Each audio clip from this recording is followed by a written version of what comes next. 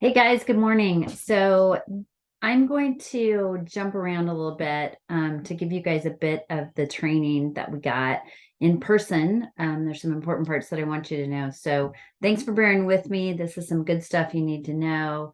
Let me go ahead and just share my screen. Hopefully you have watched the videos above this, which are about the brain, kind of learning about what trauma does to the brain, and then a little bit about the science of hope and playful interaction. So if you haven't watched those yet, please go back and watch those and then return to this one.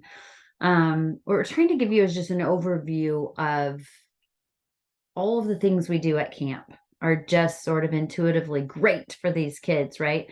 But some of the behaviors that we see um, are like, hey, this kid's really struggling and what's going on here. So what I want to give you in this video is an awareness of which some of you probably already have. That's why you're going to camp, but an awareness of the difference between what looks like willful disobedience, what we would just call a bratty little kid having a fit, and what to them is a survival behavior that they've learned. So, I want you to think about them that when it looks like they're throwing a fit or there's a mad thing going on, or there's some punching or withdrawing or quiet behavior or things that just don't look right. Um, those little bodies and minds have learned how to survive and they're doing the best they can. So we're going to give you some tools on how to help them through that and help them with that. And really just to be able to sit with them in it for the most part is just a really, really key part. So let's go into this.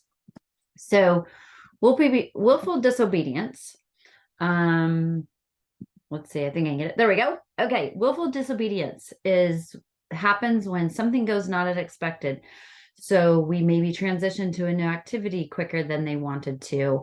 Something they weren't quite prepared for, like a surprise. Sometimes the birthday party, which would seem like that's a great thing for a kid, is surprising and unsettling and overwhelming. So you'll see oppositional behavior or a little bit of a power struggle, like I don't want to, I don't like it, I'm not ready for that, I'm not going to. Sometimes they'll withdraw and become very quiet, and sometimes they will act out and say, I'm not doing it. So if you become the enforcer and the rule follower, like, hey, we're going, like it's time to go and we're going, you will get a lot like we talked about in the other training video, that it looks a lot like a dog on a leash that's being pulled hard. That dog's just going to fight against that pressure, and you'll see increased resistance, increased frustration, and the behaviors ramp up even more. So the key is not to become the enforcer and the rule follower. You're the buddy, you're the fun guy. So we want you to have some tactics that help them transition, and you come alongside of them and give them the opportunity to change and redirect. So what that looks like when you become the enforcer and the rule follower, and you'll know when you've been impatient and kind of done it incorrectly. If there is such a thing as incorrectly, we're all new at this, so there's really no wrong way. But what you'll see is more of a meltdown, tantrums, and a downward spiral. That doesn't always mean that was you. Okay. Maybe they're trying to kick in one of their survival behaviors or something that they know about or calm themselves down, and they just can't. Maybe the other kid picking at them just keeps picking, or maybe the overwhelming environment that we've created for them just keeps getting bigger and more overwhelming. So it doesn't always mean that that's your fault, but this is a key that they've gone to a level where first we need to just acknowledge that they're in this situation. They're not going to listen to words. There's not a lot you can do right there except just be in it with them and help them calm down and give them what they need. And so let's move forward and tell you what that looks like. Survival behavior, when you see those behaviors as survival, they're trying their hardest. They're trying to use their words. And if you've looked at and watched the video on the brain and trauma in the brain, you know that things go in, the input goes in there and bounces around. And sometimes it just skips the ability to use their words. Sometimes it skips the ability for them to correctly identify what that emotion is. They just feel and they're just reacting because that's what they've learned. So if you can see that as a survival behavior instead of just willful disobedience, like them being bad, they're not being bad. They're trying to survive in this environment. And we throw a lot of stuff at them in the world and at camp, even though it seems like it should be fun. Sometimes it's overwhelming. So, what I need you to bring to that is compassion and empathy, and just recognizing that there's a fear and an unknown, and they're doing the best they can to manage that. So, most importantly, see them, hear them with your actual eyes and ears, get down on their level, and give them a voice to be able to verbalize something. Acknowledge that even if you can't give them a voice, things like, use your words, buddy. Tell me, what do you need? How can I help? So those are great things you can just practice. Like, tell me how I can help. What do you need? Those are awesome things to say over and over and over again, all the time at camp. So once we'll go through some kind of levels here of when to step in and how to step in. But when they've worked themselves out of the tantrum, and you've helped them do that with time, or we've helped them do that, and you've stepped away for a bit to give you a break, we give them a voice and a way out of the mess. Okay. So if you can teach them not what they should have done, or tell them what they should have done, help them figure that out and undo it and make it not such a big deal. Find a way to make it a yes. If they're not wanting to go to chapel and this becomes a fit, let's find out a way that it becomes their idea to go to chapel. So, and we can help you with that. Give them choices and choices. Hey, okay, so we can sit inside the chapel or we can sit outside the chapel, but going to chapel isn't an option. So would you rather put your chair here or would you rather sit on the floor in the back? When you're giving them choices, like all of us, it's great to give them two. If you give them four choices, they're just like, I don't know what you're talking about. Like any of us, it's too overwhelming. So try to give them A and B, 1 and 2. Like, okay, buddy, I'm sorry, going to chapel is not an option, but we can sit outside the door and watch what's happening inside, or we can sit in the back and play with, Legos or something while we listen. If they're for, whatever reason, not wanting to sit in a chair, which sometimes happens. And then the biggest thing we do at camp and what I love in life is to get a redo. It's like, hey, that looked really hard. And I know your heart is bigger than that and nicer than that. Like, I know that, your heart hurts by hitting your buddy. Like, can we say our sorry and do it again? Like, let's try it again. So that's more of a playful kind of engagement way to do it. Sometimes you need to be a little firmer and say, hey, buddy, try again. And they get it. They adore you. If it pushes further than that and you're having a really big challenge, that's where we get involved and staff is there and we step in to help you. So the most important thing once they've done that is that we get to do it over many times. Even the grown-ups, even if you mess up, you can say to that camper, like, hey, buddy, you know what? That didn't come out very friendly. Can I try that again? Would you please brush your teeth instead of brush your teeth? We got to get going. So you can ask for redos too. It's a great way to model that to these kiddos. And believe me, I need redos all the time. So nobody does this perfectly. None of us do it well all week long. There's always a point in camp where you're like, wow, I could have done that a little better. And when you acknowledge that and just do that in front of a camper and say, oh my gosh, that sounded so cranky. Can I do that over again? They love it and they learn to do that very quickly. So camp is all about thinking, living, playing outside of the box. So at home, we're used to sitting still, not fidgeting, paying attention, minding the teacher, minding, whoever's in front of the room. And at camp, we want to do that as well, but we know there's a bigger boundary with that. Some of these kids fidget and move to pay attention. One of the best examples I have is that a lot of grown-ups, actually, you'll see bouncing their knees. It's really hard for them to sit through long periods of time sometimes. Some people doodle while they're listening to, presentations or the stories, and that's okay. Like, that's how your brain works. So we need to acknowledge that's how their brains work. And sometimes they need just a little bit longer to process. So we like to call it kind of the hand grenade effect, that you might say to the camper, hey, it's time to go to lunch. And they kind of look at you with this sort of like blank stare. And it's just in there ping ponging around like, hey, I don't want to. I'm not hungry. I'd rather be ziplining. We don't know what's bouncing around in there, but you kind of have to like pull the pin, give them an instruction or an option, and then wait for it to blow up on the other end. Like, they don't know, wait for it to, engage on the other end. It sometimes just takes them a little longer. So be patient. Just be with them. Don't assume you know what they need. Ask them, what do you need? One of the perfect examples of this is that you might see a camper throwing a little bit of a fit. Something happened in line, or we don't know what happened, but they're just kind of like, I don't want to. They're kind of, folding their arms and acting kind of upset. And you say, hey, buddy, what do you need? And a camper used like profane language and said, I need you to get the F away from me. Um, Instead of taking that really personal or having it be a big deal, it's like, oh my gosh, we don't swear at camp. Like, you need to knock it off. Yes. Do we need to address that? Yes. But in the moment, they are using their voice, telling you what they need, and they mean it. And so instead of focusing on the profanity of that part of the statement, focus on the fact that they're using your words. And that is way down the level of an escalation of throwing a fit or having a tantrum or having a total meltdown. So if they're still at the point where they can use their words, if they're using profanity, it's probably because they're escalating just a little higher than they know they can handle, and they're trying to get it under control. And so you just address the need, which is, you got it. I will be right over here. I need to keep you within my sight to keep you safe. Where would you like me to be? On the picnic table or the rock? I'll wait over there until you're ready for me to be a part of, to be with you again. So you tell me where to go and how long you need.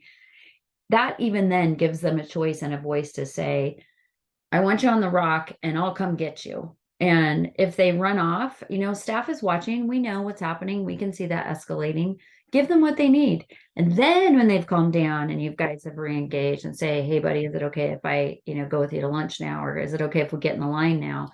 Can you tell me what was going on? They can tell you, that kid hit me and he's always hitting me and he drives me crazy. Or, whatever the situation is, address that.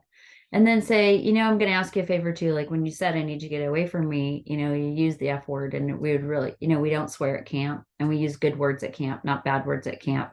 And they get some of those rules in the beginning of camp, so they'll know. Just remind them and say, you know what, you can do it again. I know that you were really upset and that was frustrating, but can you try next time not to use bad words? And then when that's done, you let it go. We even sometimes just do this. It means done. And, you can say, good job, buddy. Thank you for getting yourself out of that. I like the way you said, I'm sorry. I like the way you took time and just got what you needed. Let me know how I can help you. What do you need? You need a hug? You need a high five? What do you need? And then let it be done. Like they corrected it. They're done. Say, okay, nice job. Let's go to lunch and just move on. So if you belabor on the topic too long, it just makes it worse. So when it's done, it's done. Okay, so we're going to go now to some levels of engagement. So what does this look like? Somewhere in here I have these. Blair, bear with me here one moment. It's coming. I'm skipping around and it's kind of hard to do. Let me see here.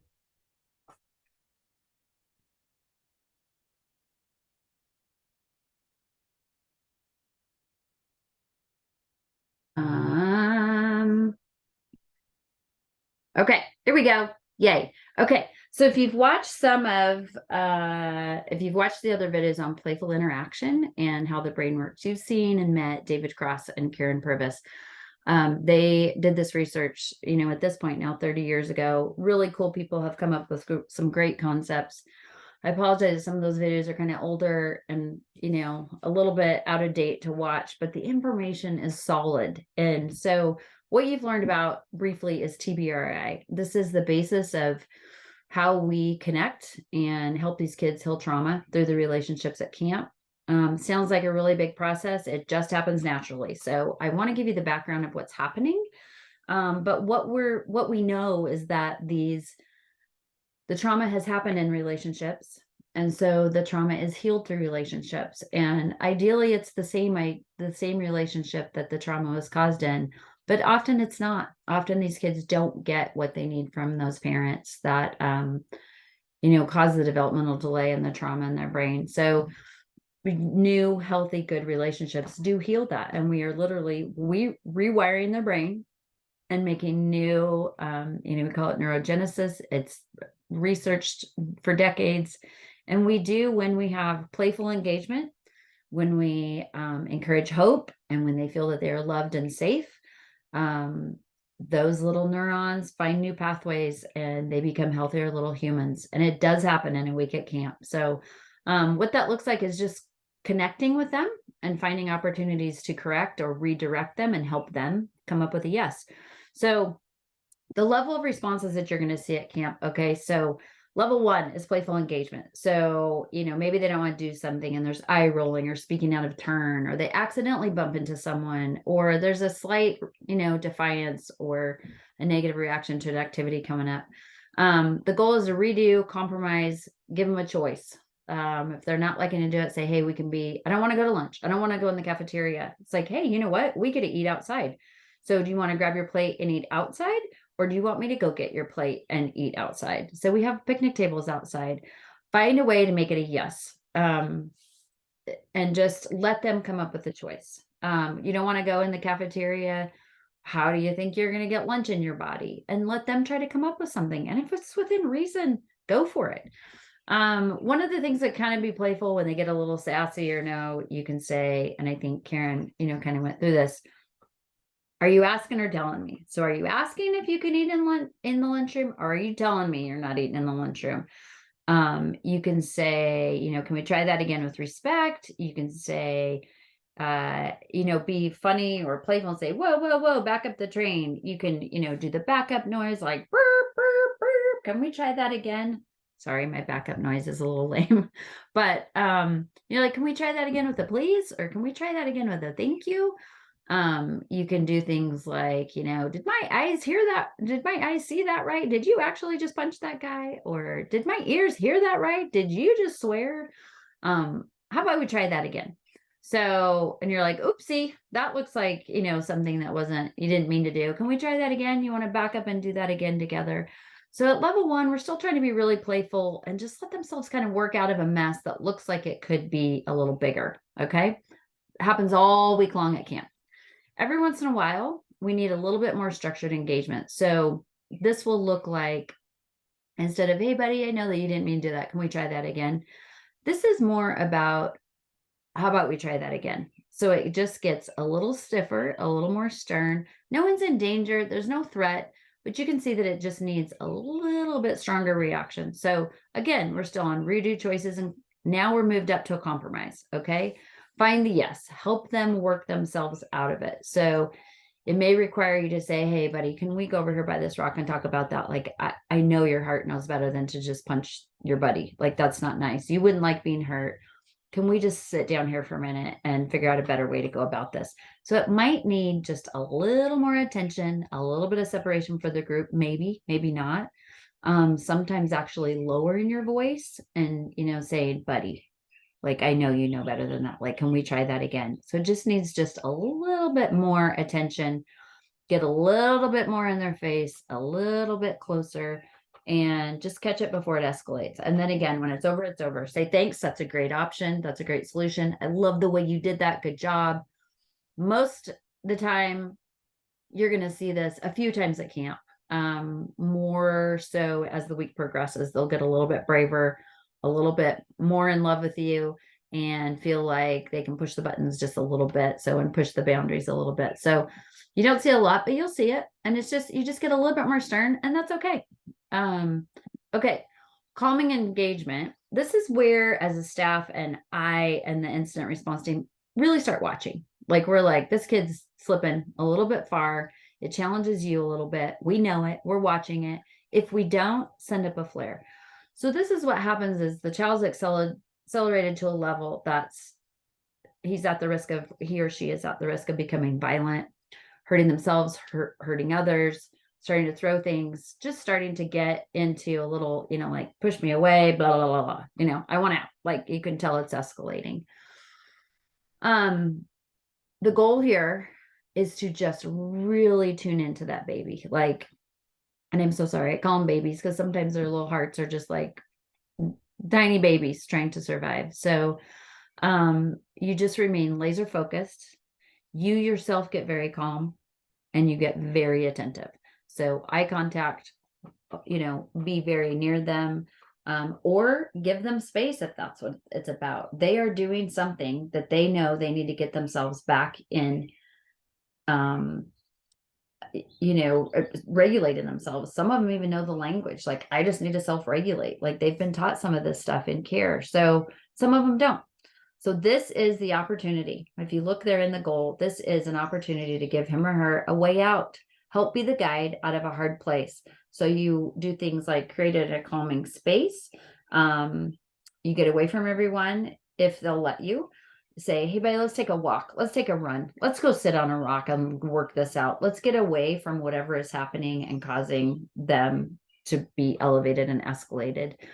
And then you just kind of give them, the space to say what they need. What do you need?